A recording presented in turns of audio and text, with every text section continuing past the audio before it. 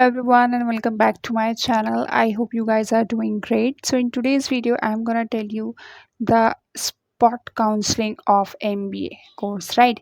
तो जैसे कि आप सभी लोग जानते हैं कि MBA स्टूडेंट का स्पॉट काउंसलिंग का जो प्रोसेस था रजिस्ट्रेशन कराने का, ठीक है, कैट सीमेट और सीटी बेसिस पे वो स्टार्ट हो चुका था राइट। तो इसके लिए कैट स्टूडेंट्स के लिए 500 रुपीज़ चार्ज भी किए गए थे फॉर स्पॉट राउंड काउंसलिंग के लिए, ठीक है। बट सीमेट और सीटी वालों के लिए कोई भी 500 रुपीज़ एक्स्ट्रा चार्ज नहीं किए गए थे। उनका बस वही एज़ यूजुअल 1000 रुपीज़ और 1200 रुपीज़ का प्रोसेस था। सो आप लोग का जो रिज़ल्ट था ये स्पॉट काउंसलिंग का ये कल अनाउंस हो चुका है। कल मतलब आपका 9th ऑफ सितंबर को अनाउंस हुआ है। इवनिंग में ही हुआ है आप लोग का, ठीक है। रिज़ल्ट आ चुका है। तो जिन-जिन स्टूडेंट्स ने सीमेट, सीटी और कैट स्टूडेंट्स ने पार्टिसिपेट किया था स्पॉट राउंड में, उन लोग का रिजल्ट आ चुका है। आप लोग अपने पोर्टल पे जाइए, लॉगिन करिए, अपना आईडी पासवर्ड डालिए, ठीक है। और जा कर के जो भी कॉलेज आपको अलॉट हुआ है वो आपके वही पोर्टल पे आपको शो हो रहा होगा राइट। अब आता है कि आपका स्पॉट राउंड का रिजल्ट तो डिक्लेयर हो गया, ठीक है। अब इसका आगे प्रोसेस भी स्टार्ट होता है। प्रोसेस क्या होता है कि अब जब आपको कोई कॉलेज अलॉट हो गया है तो यूनिवर्सिटी आपसे एक एकेडमिक फ़ीस भी मांगती है, यूनिवर्सिटी फ़ीस, ठीक है। वो क्या होती है 40,000 रुपीज़ पेमेंट करने की।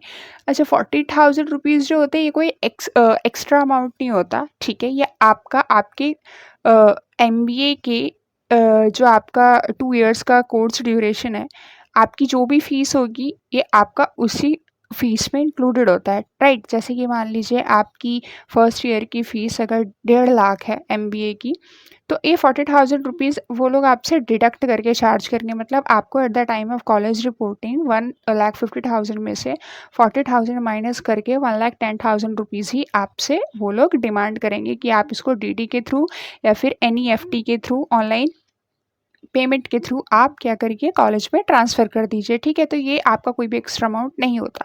ये चीज़ आपकी क्लियर हो गई। अब आता है कि ये 40,000 रुपीज़ आपको पे करना इसलिए मैंडेटरी है कि आपको जो भी कॉलेज अलॉट हुआ है क्या आप उससे सैटिस्फाइड हैं, ठीक है। एक सीट कन्फर्म करने के लिए मतलब 40,000 रुपीज़ दे करके आप वो सीट अपने पास फ़िक्स कर ले रहे हैं कि हाँ मैंने पेमेंट किया है, ठीक है। और ये जो सीट मेरे को कॉलेज अलॉट हुई है इस पर्टिकुलर कॉलेज से जो अलॉटेड सीट है ये मैंने अपने पास फिक्स कर लिए, ठीक है। तो 40,000 रुपीज़ आप उस सीट को फिक्स करने के लिए देते हैं। अब ये आप पे डिपेंड करता है, it's completely up to you कि आप उसको फ्रीज़ कर देना चाहते हैं या फिर फ्लोट करना चाहते हैं, ठीक है। ये आपकी मर्ज़ी है। तो अब आता है कि इसका प्रोसेस क्या है। तो आपका रिजल्ट 9th ऑफ सितंबर को डिक्लेयर हो गया था। अब आपकी जो सबमिट विलिंगनेस है, सबमिट विलिंगनेस मतलब 40,000 रुपीज़ पे करके आप फ्रीज़ या फ्लोट ऑप्शन जो भी चूज़ करेंगे ये आपका कल से ही स्टार्ट हो गया है। 9th ऑफ सितंबर से ही स्टार्ट हो गया है। कब तक चलेगा आपका 13 सितंबर तक चलेगा। 13th ऑफ सितंबर तक आपका ये चलता रहेगा प्रोसेस 40,000 रुपीज़ पे करने का। कब तक चलेगा? मिडनाइट तक चलेगा, मतलब 12 बजे से पहले-पहले 11:50 तक रात में ये जब का चलता रहेगा, ठीक है। उसके बाद है सेकंड ऑप्शन, आप जैसे देख सकते हैं सेकंड ऑप्शन में क्या दे रखा है, payment of part academic fees of 40,000 rupees only through NEFT banking और क्रेडिट कार्ड और डेबिट कार्ड। तो आप जो अपना पार्ट ऑफ एकेडमिक फीस है, मतलब ये जो आपका 40,000 रुपीज़ है, या आप नेट बैंकिंग के थ्रू, क्रेडिट कार्ड के थ्रू या डेबिट कार्ड के थ्रू आप इसको पेमेंट कर सकते हैं, ठीक है। ये आपको आपके पोर्टल पे ही पेमेंट करना होगा ऑनलाइन, ठीक। तो लास्ट डेट ध्यान रखिएगा कि 13th ऑफ सितंबर है, ठीक है। 11:50 तक रात तक आप लोग इसको कर सकते हैं, 13 तारीख तक, ठीक है। उसके बाद आता है जब आप पेमेंट करेंगे तो आपको क्या करना है। MBA स्टूडेंट्स के लिए मैं बता रही हूँ क्योंकि काफ़ी सारे कॉलेज में डिमांड भी करी जा रही है। आप क्या करेंगे, पेमेंट करने के बाद उस पेमेंट का स्क्रीनशॉट ले लेंगे या फिर उस 40,000 रुपीज़ की जो आपने पेमेंट करी है आप उसका प्रिंट निकलवा लेंगे राइट। और दूसरी चीज़ आपको क्या करना है, आपको अपना अलॉटमेंट लेटर भी डाउनलोड करना है। अलॉटमेंट लेटर मतलब जो कॉलेज आपको अलॉट हुआ है आपको वो भी पेमेंट करने के बाद आपको एक ऑप्शन आता है printing of provisional allotment letter of admission, आपको उसको भी प्रिंट करना है, उसका भी प्रिंट निकलवाना है। पहली चीज़ ये हो गई। दूसरी चीज़, आपने जो 40,000 रुपीज़ पे किए हैं आपको उसका स्क्रीनशॉट लेना है, या तो स्क्रीनशॉट लेकर के प्रिंट करवा लीजिए या फिर आप पेज नंबर 2 ही प्रिंट करवा लीजिए, ठीक है। पेज नंबर 2 पे आपको इसका पूरा प्रोसेस मिल जाएगा। थर्ड चीज़ ये कि आपने जो भी चॉइस फिलिंग करी थी आप लोग उसका भी प्रिंट आपको निकलवाना है। स्क्रीनशॉट लेके उसका भी प्रिंट निकलवा के रखिए, क्योंकि एमबीए स्टूडेंट्स कि at the time of college reporting ये डिमांड करी जा रही है कि आप अपने चॉइस फिलिंग का भी हमें प्रिंट निकलवा के दीजिए। तो आप लोग अपने चॉइस फिलिंग का भी प्रिंट निकलवा लीजिए। तीसरी थर्ड चीज़ें हो गई। फोर्थ चीज़ें है कि आपको क्या करना है, चॉइस फिलिंग हो गया। आपको अपना आपने जिस तरीके से वो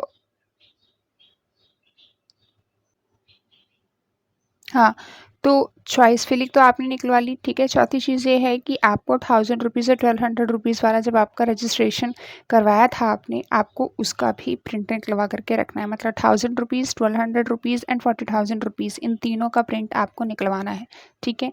ये 4 चीज़ें आप लोग ध्यान रखिएगा।